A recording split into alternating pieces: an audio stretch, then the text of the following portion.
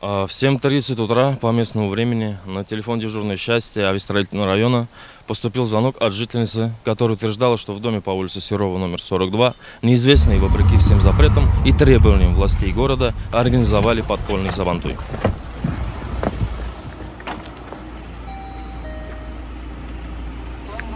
Доставка леша.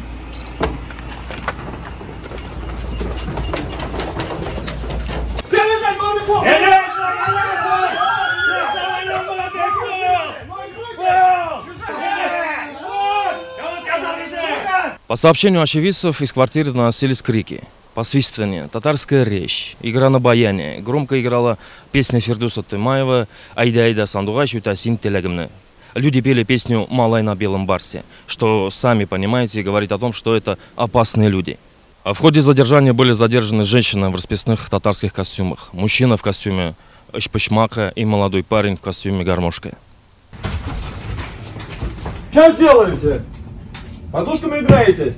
Нет, мы сексом занимаемся.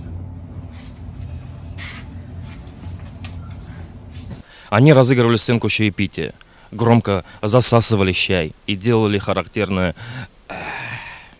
после чего громко смеялись, нарушая общественный порядок.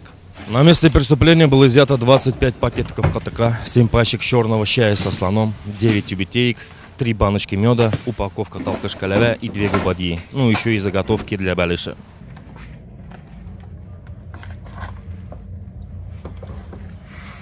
Коты это. Мы предполагаем, что на кухне было организовано подпольное производство татарских пирогов. Кроме того, в ходе обыска мы нашли привязанного к шесту петуха, козла в спальне, 7 дисок с песнями Салавата Фатхудинова, десяток яиц и столько же ложек. Не нам вам рассказывать, что это за люди и для чего ложка. В последнее время подобные случаи в городе участились, к сожалению. Недавно мы накрыли компанию, которая организовала припати к Курбан-Байраму.